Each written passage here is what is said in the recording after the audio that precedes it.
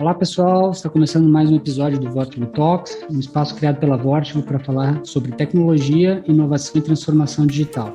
Sou o Thiago Bertoletti, CEO da Vortigo, e o convidado de hoje é o nosso head de agilidade, o Felipe Costa, e o tema que nós vamos discutir, é claro, é como a agilidade e como processos ágeis podem ajudar as empresas e as equipes de desenvolvimento de software a fazer mais com menos. Fica ligado que ficou bem legal o bate-papo com o Felipe.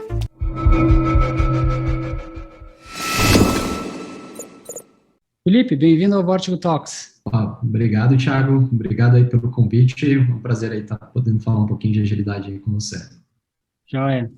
Felipe, a gente conversou já antes de entrar aqui nessa conversa, né? A gente vai focar hoje, o papo é sobre agilidade, né? E como a agilidade pode ajudar as equipes de desenvolvimento de software. Então, nós vamos tratar aqui de um tema relacionado à agilidade para desenvolvimento de software, né? E como que a agilidade pode ajudar as equipes a fazer mais com menos, né? Que hoje é o grande objetivo aí, né, da agilidade, poder garantir que as equipes trabalham com alta performance.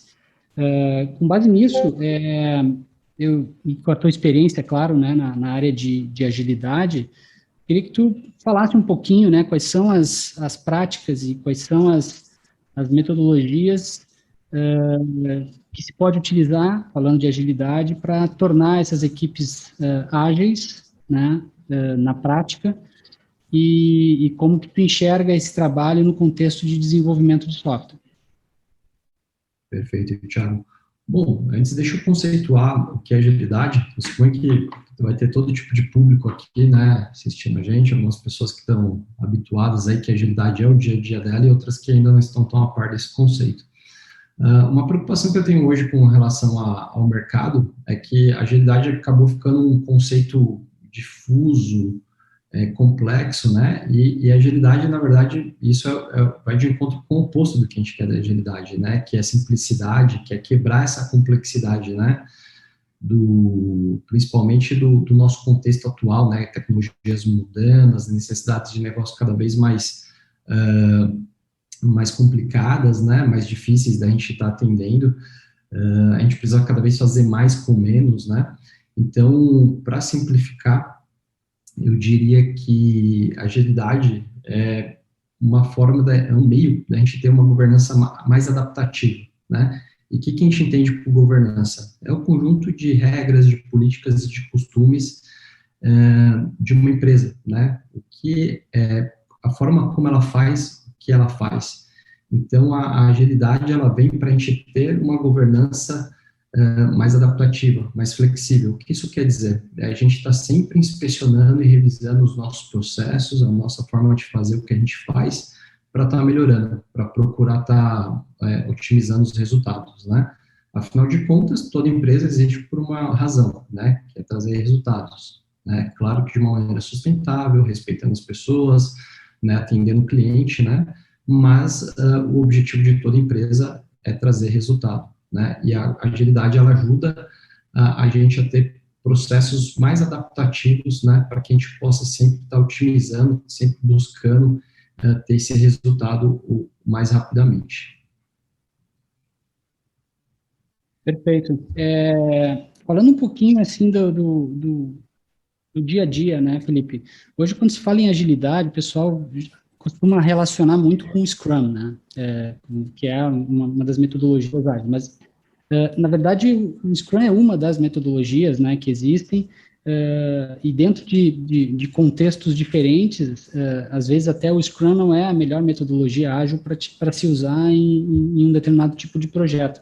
Então, se tu puder pontuar um pouquinho quais são as metodologias, além do Scrum, claro, citar um pouquinho o Scrum, mas também outras metodologias que podem ser utilizadas para o contexto de desenvolvimento de software, até para poder falar um pouco mais, de forma um pouco mais abrangente para o nosso espectador aqui, né, para a nossa audiência, quais que tu entende que são as mais relevantes e quais que tu acha que recentemente merecem uma melhor atenção para poder ser utilizada no dia a dia.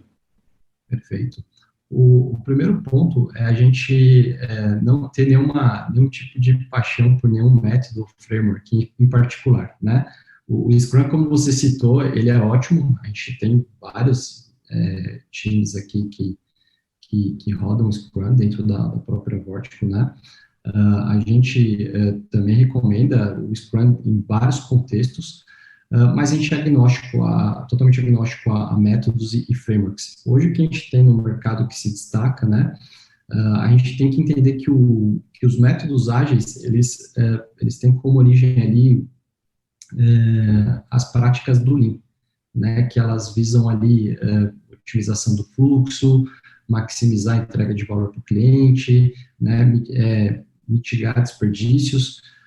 Então, a gente tem hoje o Scrum, como você disse, que é um framework, né, talvez o mais difundido. A gente tem o Kanban, né, que a gente vai entrar numa discussão antropológica se o Kanban é ágil ou não, né, como o Kanban veio do Lean e o ágil veio do Lean, né, é um método também que a gente faz muito uso, a gente adapta bastante ele no nosso contexto, né, no nosso dia a dia. A gente tem uma outra série de práticas, né, que vem junto com o Agile, né, que é da entrega contínua, que é a gente ter o desenvolvimento orientado a testes automatizados, né, a gente tem uma facilidade de deploy, né, e se a gente for falar do dia a dia da equipe, de fato, o Scrum e o Kanban são hoje os mais conhecidos, né, mas a gente também utiliza aqui muitas práticas que foram muito reforçadas pelo próprio PMI, né? Hoje o PMI ele tem toda uma vertical ali voltada para agilidade, mas ele também tem o PMI, ele, por muitos anos, ele foi a mais forte, né? Talvez a empresa que a gente se baseou para fazer os nossos trabalhos, nossos projetos no modelo tradicional, né? Então, hoje, se a gente for falar ali, pô, tem algum método, framework que se destaca? Não, né? A gente utiliza todos e a gente pega boas práticas que a gente entende que cabe no nosso dia a dia, né? Então, ontem, por exemplo, a gente estava tendo uma discussão aqui de utilizar um gráfico Gantt, um projeto nosso, né? Para quem não sabe, o gráfico Gantt nada mais é do que um roadmap, onde você tem as features que você vai entregar e você vai colocando ali a data expectativa de entrega de cada feature, né? Isso é uma coisa que era muito difundida ali no tempo dos projetos tradicionais e cabe super tranquilamente no contexto de hoje, né? Mesmo quando você está trabalhando com software ali com grande incerteza, né? O Gantt, ele te ajuda ali a dar um norte, né, a trazer transparência ali do progresso do projeto. Então, como principais métodos, nós temos esses, né, mas a gente trabalha com todos os métodos, quando muito, né, quando não muito raro, a gente mistura os métodos, né, para ter um modo de trabalho. Então, isso vai de encontro com o que eu falei no começo, né, de ter uma governança adaptativa, né? Você pega boas práticas de um determinado framework que faz sentido para o teu contexto, você adapta com outras práticas, né? Eventualmente você busca uma abordagem evolutiva, que é, pô, estamos aqui no ponto A, como a gente vai para o ponto B com o menor estresse possível? Eventualmente você vai fazer algo mais disruptivo, dependendo como está o teu contexto, dependendo da tua necessidade ali de mudar, né? E aí a gente vai para uma coisa um pouco mais revolucionária, né? Dependendo do contexto. Mas o mais importante de tudo é a gente conhecer esses métodos, conhecer esses frameworks, né? Ter um conhecimento profundo para conseguir aplicar eles de acordo com a nossa necessidade, de acordo com o nosso contexto. Perfeito. Citou um ponto aí que eu acho bem relevante, que é a questão de entender o tipo de projeto, né, o tipo de produto que está desenvolvendo, o software, né. Tem alguns softwares que, eventualmente, eles não têm um roadmap, não vão ter um roadmap vivo. Eles foram concebidos para atender uma determinada especificidade, e você não vai ter muita descoberta, não vai ser um roadmap que vai estar mudando o tempo inteiro, né? Ao ponto que outros cenários vão exigir muito isso, né? Você vai estar lançando um produto, que é um software, que vai estar interagindo com muitas pessoas, o usuário vai estar dando feedback o tempo inteiro, e você precisa ter uma adaptabilidade, né? Uma flexibilidade no tratamento desse roadmap e responder com velocidade. Então, já falando um pouquinho do contexto da Vork, né, isso é um desafio que a gente tem, porque hoje a gente atende vários clientes, né, cada um com um tipo de software, né, com uma especificidade bem característica para aquele negócio, e o nosso desafio é poder juntar todas as melhores práticas de agilidade para poder entregar isso de uma forma mais rápida possível, né? Então, esse é um desafio nosso, mas talvez dentro de uma empresa você não tenha essa gama, essa variação tão grande de projetos, de produtos, né, de sistemas, né? Então, realmente tem que entender a realidade de cada um. Exatamente. Você pegou num ponto aí crucial, né? O nosso ambiente aqui dentro da Vortico, ele é extremamente complexo, né? Porque a gente pode dizer tranquilamente que somos 20 empresas dentro de uma. Somos uma empresa de serviços, uma software house, onde cada cliente tem uma necessidade, então o nosso framework Vortico, o nosso modo de trabalhar, ele não é único, né? A gente tem N maneiras de estar atendendo um cliente, né? Então, como você falou, a gente tem os projetos de escopo fechado, onde desde o momento da proposta a gente já tem que alinhar o começo, meio e fim desse projeto, né? A gente trabalha ali a gente fala aqui do triângulo de gestão de projetos, né? O prazo, custo e escopo bem definidos, né?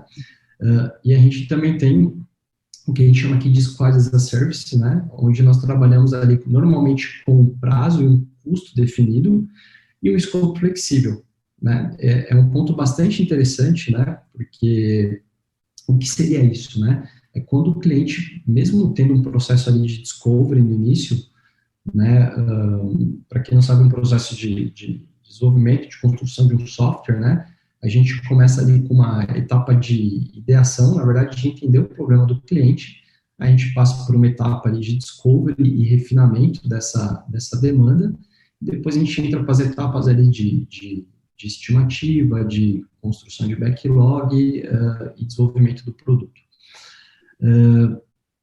Quando essa incerteza no momento de discovery ela é muito grande, né, seja por uma questão de negócio, né, seja por uma questão de tecnologia, de restrição tecnológica, a gente propõe para o nosso cliente trabalhar ali com um escopo flexível. Então, ao longo do projeto, a gente vai fazendo a descoberta junto com o cliente, né, e dentro desse contexto, qual que é a grande vantagem que a gente entrega para o nosso cliente? Sempre está colocando o produto na mão dele o mais rápido possível para que ele possa ter tomada de decisão se ele vai continuar no caminho que planejou inicialmente ou se vai ter uma necessidade de pivotar aquele produto, né? Então, mesmo que a gente não consiga entregar em um determinado momento algo de valor, né, algo que o nosso cliente vai poder colocar em produção, mas algo que tem um potencial valor no qual ele vai poder validar e vai criando a confiança ali no nosso trabalho, né? Então, é o que a gente chama de Squad as a Service, quando a gente tem normalmente, né, um prazo definido, um orçamento bem definido, mas o escopo a gente vai construindo em parceria com o cliente, né, conforme a gente vai desenvolvendo, conforme o cliente vai nos trazendo feedback do produto.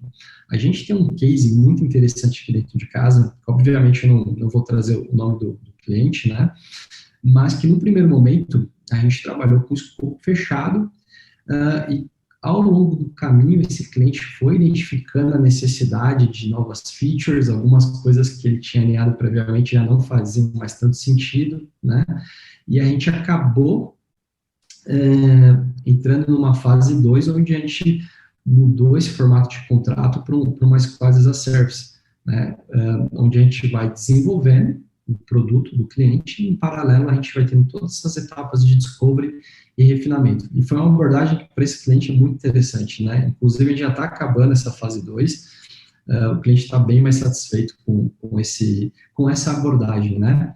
É claro, como você falou, Thiago, tem alguns clientes que não há essa necessidade, às vezes o cliente tem muito claro o que ele precisa, né, as features, eventualmente, às vezes, não é nenhum produto que a gente vai desenvolver, a gente vai desenvolver algum serviço, ou a gente vai estar dando continuidade num produto que o cliente já tinha dentro de casa, né, então, depende muito do contexto, né?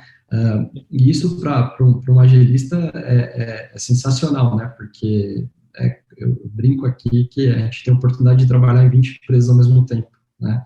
É isso aí. É um tanto quanto complexo, mas a gente quebrar essa complexidade através dos nossos processos, ferramentas e metodologia de trabalho é muito gratificante, né? Então, se eu for esboçar para você um modelo Vortico de trabalho, um framework Vortico, né, ele não cabe ele não cabe numa folha de PPT, né? Porque ele é Já extremamente. tentamos fazer isso, mas não conseguimos, né? São várias páginas, são várias. Várias facetas. Exatamente. Perfeito.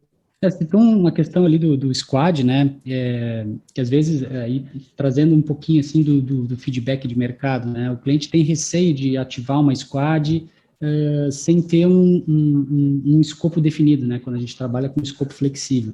Mas a gente pode trabalhar com grandes objetivos em ciclos trimestrais ou quadrimestrais, se for o caso, dizer, olha, então, nesses próximos 4 meses nós temos um grande objetivo, ou 2 grandes objetivos que são esses, e aí a squad vai trabalhar um escopo que caiba dentro desse prazo, né? E aí você consegue trazer um pouquinho mais de segurança que o cliente vai receber o produto dele dentro de janelas de prazo mais curtas, né? Um ponto que eu queria tratar contigo aqui também, Felipe, é sobre tem muita gente que está nos assistindo e certamente tem equipes, né, que trabalham de uma forma ágil, mas eventualmente acham que não está desempenhando da melhor forma, né? E uma das atividades que a gente pode fazer é um assessment, né, de como que está sendo tratada a questão da agilidade. Inclusive, esse é um serviço que a Vortico oferece, né, treinamentos, workshops, assessments relacionados à agilidade. Queria que tu pudesse explicar um pouquinho como que se poderia, dentro de uma empresa que já aplica metodologias ágeis, fazer esse trabalho de identificar quais são os gargalos, ou até mesmo trocar alguma ferramenta, ou alguma prática, ou incluir dentro do dia a dia alguma cerimônia. Como é que funciona hoje um trabalho para fazer um diagnóstico da agilidade dentro de um cliente que já usa métodos ágeis? Perfeito. Tem esse contexto que você trouxe, a empresa já usa métodos ágeis, mas não tem essa percepção de valor e de retorno. É bastante comum, e também tem um contexto de empresas que não tem métodos ágeis, ela tem um modo ali de trabalhar que eventualmente até tem algumas práticas, mas ela não tem ali, não usa ali um Kanban, cultura ágil, né? Exatamente. A gente tem, como você me disse, o nosso assessment, né? Ele é bastante interessante porque é um produto muito rico, né? Não só de transformação, mas principalmente de entender como aquela empresa funciona, né? Eu acredito que só da gente fazer um diagnóstico, uma avaliação ali do nível de maturidade daquela empresa, já é um grande ganho para o cliente, né? Então, a gente começa esse trabalho fazendo entrevistas, né, nas 3 camadas, né? Na camada estratégica, né, normalmente com sócios, diretores, na camada tática, com gerentes, com coordenadores, com Agile Masters, Scrum Masters, Service Delivery Manager, e também na camada operacional, que seriam com os desenvolvedores propriamente dito, né? Então, a gente tenta entender ali as fontes de insatisfações, né? E a gente, dentro dessa entrevista, a gente tenta entender a empresa dentro de 3 pilares, né? Que é cultura, resultado e práticas. Então, um exemplo, né, na questão quando a gente fala de cultura, é um modelo muito baseado, né, para dar aqui o mérito, né, do devido mérito, em cima do trabalho do David Anderson do Kanban Maturity Model. A gente adaptou esse modelo dentro de um contexto de vários clientes que a gente interage, que a gente conhece. Então, quando a gente está falando ali de fazer uma avaliação de cultura, essa pessoa trazer para nós ali que ela tem medo de opinar, porque ela vai sofrer alguma represária, que a equipe tem medo de falar que está ocioso, né, porque eventualmente pode também sofrer uma represária, ou vai ter alguma consequência ruim ali, né, falar que está ocioso em determinado momento. Quando a gente está avaliando resultados, é a satisfação do cliente, né, não é a equipe entregou ali o resultado após o final da sprint, né, ok, mas esse resultado, né, ele gerou o que no nosso cliente, né, ele está satisfeito, está insatisfeito, e quando a gente está olhando para práticas, aí é algo, assim como a questão dos resultados, é algo mais tangível, fácil da gente identificar, que essa equipe faz uma gestão visual do trabalho, eles fazem uma gestão do fluxo de trabalho, tem uma gestão de riscos, né? Então, a gente faz essa avaliação, tentando entender, não no nível de, nesse momento, no nível organizacional, né? E a gente vai dando um zoom para dentro das equipes, né? Quando a gente chega no nível de equipe, de desenvolvimento de software, a gente tem um framework também que a gente adaptou do Static, né? O Static seria uma abordagem de pensamento sistêmico para a introdução ao Kanban. Aqui a gente chama de abordagem de pensamento sistêmico para a introdução da gestão de fluxo. Onde a gente vai entender como que aquela equipe trabalha, né? Então, quais são as práticas daquela equipe, quais são as cadências, ela faz uma reunião de planejamento, ela tem reuniões diárias de alinhamento tático, ela tem retrospectivas, ela faz uma gestão baseada em fluxos, né, em métricas uma gestão de fluxo baseada em métricas de eficiência.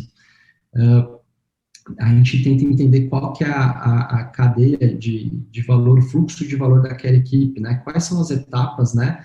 Desde quando ela recebe uma demanda até entregar essa demanda para o cliente, né? O que acontece no meio? Tem uma etapa de análise, tem uma etapa de desenvolvimento, de refinamento, de testes, de homologação do cliente, né? A gente tenta identificar os gargalos nessas etapas, né? Na verdade, isso vem num segundo momento, né? Nesse primeiro momento, quando a gente está rodando essa nossa abordagem sistêmica, a gente só quer identificar como a equipe trabalha, né? Então, estamos falando aqui do fluxo de valor da equipe, quais são os tipos de demanda que ela recebe, qual que é a vazão dela, quais são as políticas de trabalho daquela equipe, quais são as insatisfações internas, quais são as insatisfações externas, e uma vez que a gente tem mapeado como aquela equipe funciona, aí sim a gente começa uma próxima etapa, que é identificar os gargalos, né? Onde que essa equipe aqui não tá sendo tão eficiente, né? Como que a gente pode maximizar o fluxo de entrega dessa equipe? A gente traz luz, né, para a forma como aquela equipe está operando, né?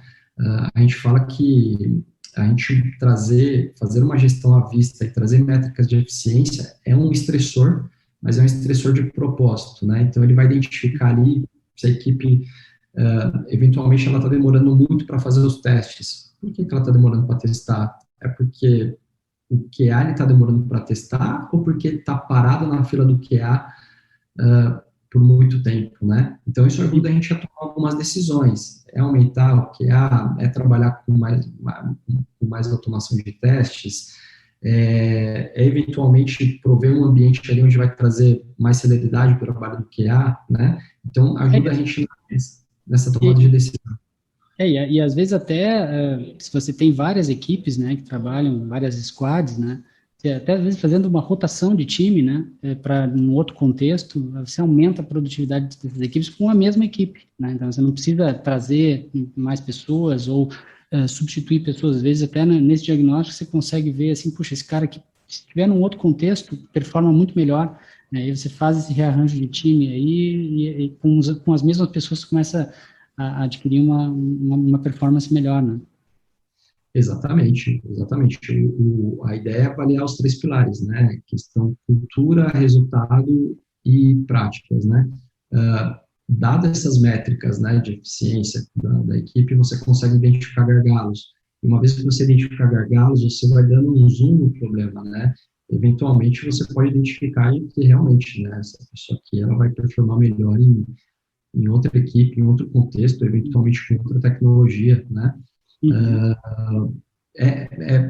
Traz mais tranquilidade, mais confiança para uma tomada de decisão, se vai contratar novas pessoas, se de repente é uma abordagem de processo, né, que a gente precisa tá mudando.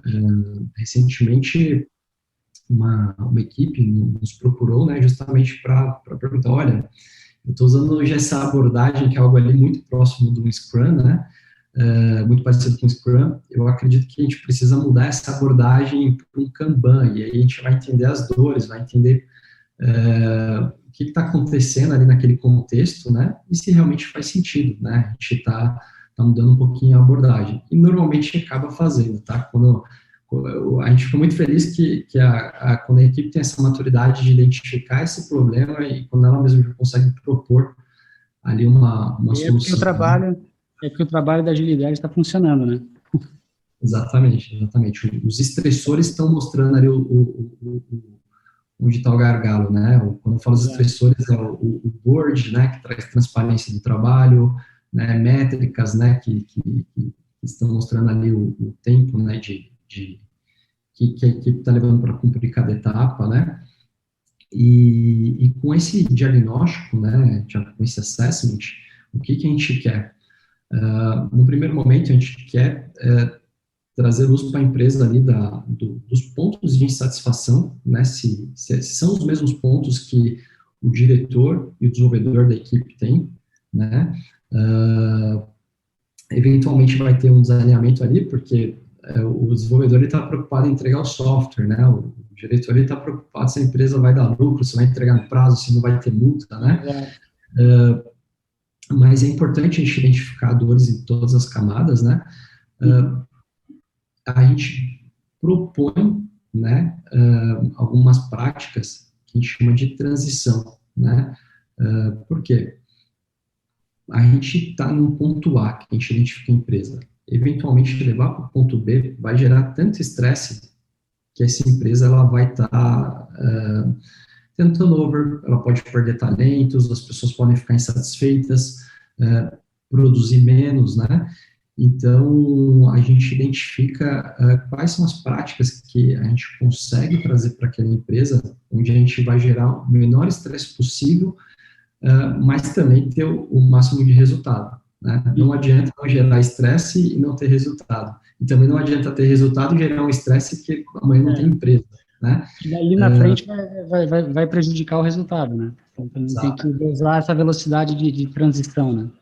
Exatamente. E a partir desse momento, a gente começa a montar um plano, né, de transição com a empresa, mas se eventualmente a empresa opta por naquele momento não seguir, né, eu já fico satisfeito que pelo menos ela fez esse diagnóstico, ela entendeu os pontos de dor, ela entendeu ali onde ela pode melhorar, né, mas é claro que quando a gente tem a oportunidade de fazer esse trabalho completo, é fantástico, né? É gratificante, né? É gratificante para nós, é gratificante para o cliente, né?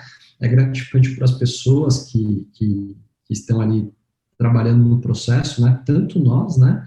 Quanto o próprio cliente, né? Porque ele vai encontrar um ponto sustentável de crescimento, né? Para a empresa dele, né? Onde as pessoas vão trabalhar mais satisfeitas, onde elas vão ser movidas ali a desafios, onde elas sabem ali como tá atingindo determinado objetivo, né, e onde elas também sejam reconhecidas, né, então um ponto que a gente trabalha também ali muito voltado para pessoas, né, e se aquela empresa está trazendo esse reconhecimento para os funcionários, né, é muito comum ali pontos de dores, pô, me mato de trabalhar aqui, entregamos tudo no prazo, ninguém fala nada, né. Então, isso é bastante comum. E aí, né, indo de encontro ali com a questão, né, linkando com a sua primeira pergunta, né, e com essa última, as empresas, elas procuram a gente para ter esse assessment, e hoje qual que é o desafio, né? A gente está entregando mais resultado com menos tempo, né? De uma forma mais rápida, né? Com menos custo, né? E hoje, quais são os pontos cruciais ali que a gente tem que trabalhar, né? Primeiro, essa questão da eficiência, né? A gente, hoje tem uma discussão ali no mercado sobre eficiência versus eficácia, né? Se for falar rapidamente, eficiência seria a gente fazer do jeito certo, né? Fazer alguma coisa corretamente muito rápido, né? E eficácia seria fazer a coisa certa, né? Então, muito se fala, pô, é melhor você ter eficácia do que ser eficiente, né? E tem uma analogia do David Anderson, que é o criador do método Kanban, que é muito interessante, né? Que ele fala que não, a eficiência, ela tem que vir primeiro, né? Embora a eficácia seja muito importante, né? Ele cita o exemplo de uma pizza, né? Olha, não adianta nada eu pedir uma pizza, ela vir com os sabores corretos, foi feita corretamente, mas chegar 2 horas depois fria, né? E ao mesmo tempo a gente sabe também que não adianta entregar uma pizza em 5 minutos, 10 minutos, quentinha, mas com não sabor é o errado. sabor que se pediu, exatamente.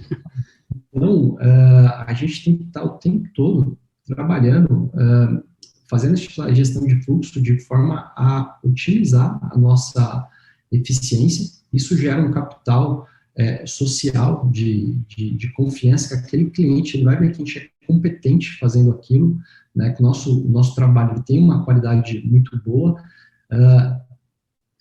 e que o nosso trabalho ele está trazendo ali um resultado para o cliente, né? Isso gera um capital social muito importante para que a gente consiga, inclusive, ajudar o cliente nessa proposição da solução, né? Em convencer o cliente de que, olha, é importante uma etapa aqui de discovery, né, para a próxima etapa do teu projeto, para a gente maximizar o seu resultado, né? Para a gente economizar seu tempo de desenvolvimento. Então, a gente trabalha muito, né, nessas vertentes ali de a gente tem que fazer do melhor jeito possível, mas a gente também tem que construir o produto certo, né? Aquilo que, de fato, os nossos clientes vão utilizar. Outro ponto que a gente também trabalha bastante, e aí ele é um pouco contraintuitivo, que é diminuir a quantidade de trabalho em paralelo. A gente chama isso de limitar o WIP, Work in Progress, né? É comprovado, né, matematicamente que o tempo que você demora para entregar uma demanda, ele é a quantidade de trabalho em progresso dividido pela sua vazão média, né? Dividido pelo quanto que você consegue entregar, em média, uma quantidade de X de demandas dentro de um período de tempo específico. Ou seja, quanto menos trabalho em paralelo, mais a sua equipe vai entregar, né? Isso é muito interessante, que com métricas de eficiência, a gente consegue provar isso para o cliente, né? Porque é muito normal, dentro de um ciclo de trabalho, o cliente querer colocar ali, vamos supor, né, a gente trabalha aqui ou eventualmente com sprints, que é um período específico de tempo onde a gente vai trabalhar um lote de demandas, né? Ou a gente trabalha sob demanda, a gente pega uma quantidade X de demandas, a gente trabalha ela quando tem um prazo ali alinhado, e quando a gente termina ela, a gente começa a trabalhar uma outra demanda. A gente tem essas duas maneiras de trabalhar, mas é muito, muito comum ali o cliente querer colocar o máximo de coisa possível, né? Ou dentro de uma sprint, colocar ali mais coisas do que a equipe de fato consegue trabalhar. Dentro de um lote que a equipe vai puxar para o trabalho, colocar um lote muito grande de trabalho, né? E isso acaba gerando, no fim das contas, estresse para a equipe não vai entregar no final, dentro daquele tempo esperado, vai diminuir a confiança do cliente com relação à equipe, a própria confiança da equipe diminui, né? É daí que vem hoje tantos casos de burnout, né, que a gente fala tanto hoje em dia. Então, outra coisa que a gente trabalha é está limitando essa quantidade de trabalhos, né, em paralelo. E através de métricas a gente consegue comprovar para o nosso cliente que isso é produtivo, né, que trabalhar com menos itens em paralelo, no final ali de um ciclo de trabalho ou de vários ciclos, ele vai ter mais itens prontos e com menos retrabalho, né, com menos bug para estar trabalhando. Outro ponto também que é bastante interessante, né, além de limitar a quantidade de trabalho e trabalhar com demandas menores, né, ou demandas mais quebradas, também a gente está diminuindo o que a gente chama de carga de falha, né? O que seria a carga de falha? É todo o trabalho gerado de um trabalho entregue que não foi entregue de acordo com o que o cliente queria, né? Então, a gente pode considerar aqui que são os bugs, né? Que são os erros que voltam, mas é quando a gente entrega um produto para o cliente e o cliente pega e fala, pensando bem, né? Não era bem isso aqui que eu queria, não estou conseguindo aqui navegar pelo meu produto, né? E como que a gente trabalha isso, né? Tendo mecanismos de comunicação ali, onde a gente consiga ser muito claro para o cliente do que a gente está construindo e a gente consiga dar muita transparência para o cliente de cada etapa, né, do processo de construção do produto dele, e que a gente consiga, o mais brevemente possível, pegar esses feedbacks do cliente, né, de modo que a gente diminua essa carga de falha, esse retrabalho. Então, esses são itens que são essenciais, né, para a gente estar conseguindo entregar cada vez mais resultado, né, entregar cada vez mais rapidamente um produto pronto na mão do nosso cliente, né, com o menor custo possível, né. Outro ponto aqui para complementar também que é bem interessante é muito com relação ao custo de gestão do Agile, né. É muito comum ali que todo mundo queira colocar ali todos os papéis, né, o PO, o Scrum Master, o Agile Master, Tech Lead, desenvolvedores, né, equipes multidisciplinares, e nem sempre esse é o melhor para aquele cliente, né. É claro que equipes multidisciplinares, elas são fantásticas ali no contexto de quebra de silos, né, de colaboração, de fomentar a inovação, né. Mas será que a gente precisa sempre ter todos esses papéis? A gente precisa sempre ter uma equipe multidisciplinar, né? A nossa experiência mostra que não, né? Então a gente volta de novo para o comecinho aqui do nosso bate-papo, que é adaptabilidade, né? É adaptar esses papéis para o seu contexto, né? Dentro do meu contexto aqui, eu preciso ter um dono de produto? Preciso. Então, beleza. Então, como que ele vai funcionar, né? Eu preciso ter aqui um agilista, um Agile Master focado? Preciso, não preciso? É part-time? Tá, qual vai ser o papel dele? Como que ele vai ajudar essa equipe a maximizar aqui as entregas, né? Idem para todos os outros papéis, né? Então, tudo vai depender do contexto, tudo tem que ser encaixado de acordo com a tua necessidade, de acordo com a necessidade do nosso cliente, né? Ou até do momento do produto, né? Porque às vezes tem um momento em que o produto está, vamos dizer assim, em voo de cruzeiro e você não precisa de uma gestão multidisciplinar nele, né? E às vezes não, às vezes o produto vai entrar num ciclo de mudanças, né? E aí se faz sentido mesclar aí alguns papéis e essa é a visão da agilidade em cima da entrega do software. Felipe, a gente podia ficar falando horas aqui sobre diversos temas, né? Mas infelizmente nosso tempo aqui é curto, até para não estender demais o nosso talk. Eu queria só frisar alguns pontos, né? Você citou algumas referências aí do David Anderson e algumas outras fontes, né? A gente vai deixar aqui nos comentários do episódio, nós vamos deixar alguns links, né? E alguns vídeos para que a nossa audiência possa consultar depois, né? Alguns pontos que você citou muito bem. E a gente está chegando no final do nosso bate-papo. Eu queria primeiro agradecer, né, a sua disponibilidade para bater esse papo aqui com a gente e você deixar um recado final, né, depende assim o aspecto da agilidade, né, do que vem pela frente ou do que é o foco, ou alguma mensagem que você queira deixar para a nossa audiência aí sobre sobre esse nosso tema que é tão relevante hoje, nos dias de hoje, aí, no contexto de desenvolvimento de software. Claro. Bom, o primeiro ponto que eu gostaria de que levasse disso tudo, né, desse bate-papo aqui, é que a agilidade é um meio para a gente ter uma governança adaptativa. Hoje a gente tem inúmeros frameworks e métodos no mercado, né, mas eles emergiram, né, de problemas, né, que outras empresas resolveram. E, a priori, a gente não consegue pegar esses métodos, instalar dentro da nossa empresa e achar que vai resolver tudo, né? Então, esse é o ponto alto da agilidade, né? Que é você entender essas práticas, entender esses métodos, né?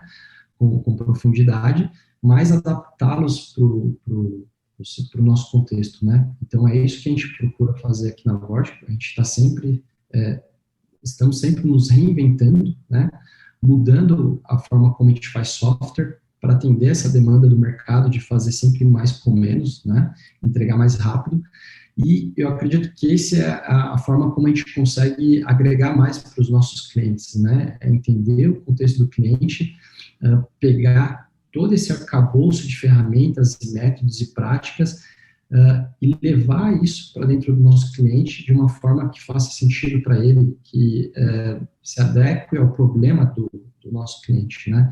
Então, eu acredito que essa é a forma como a gente pode agregar mais, né? Não é fazendo a implantação de um método, é fazendo o design do método de trabalho de cada cliente, né?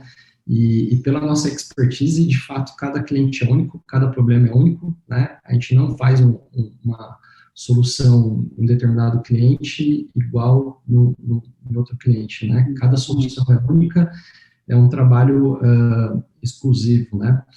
Aqui dentro de casa mesmo, né? Há quantos anos a Vortigo é especialista, né, em construção de softwares e quantas vezes ela se reinventou nesse meio tempo, né? É muito engraçado porque ficou muito difundido no mercado o modelo Spotify, né? E o próprio Spotify fala, gente, a gente não segue mais o nosso modelo Spotify, né? Eles já se reinventaram. Spotify usa mais o modelo Spotify. Já se reinventaram N vezes, né? Depois disso. E esse é o caminho, né? Para uma organização antifrágil, né? Eu me recordo como você bem colocou na festa de 10 anos da Vortigo, né? Que cada vez as necessidades elas vão ficar mais complexas dos nossos clientes e cada vez a gente vai ter que entregar mais com menos, né? Como que a gente traz essa celeridade para atender a necessidade dos nossos clientes, né? E um pouquinho do que a gente falou aqui hoje, o que a gente falou aqui hoje é uma forma como a gente pode contribuir um pouco, né? Tanto dentro da Vortigo como com os nossos clientes, né? Então, essa é a ideia da agilidade, né? E no mais, Thiago, eu agradeço a oportunidade de estar aqui conversando contigo, bem legal esse bate-papo e vamos marcar outras, que tem bastante coisa aí para a gente tentar. Já te agradeço também, Felipe, quem sabe, né, vamos começar a gravar mais conteúdo sobre agilidade, sobre produto, sobre software, acho que essa é a forma que a Vortigo tem de contribuir aí com o mercado, gerando conteúdo relevante aí para que outras pessoas, outras empresas, né, outras equipes possam se beneficiar. Felipe, muito obrigado e até a próxima.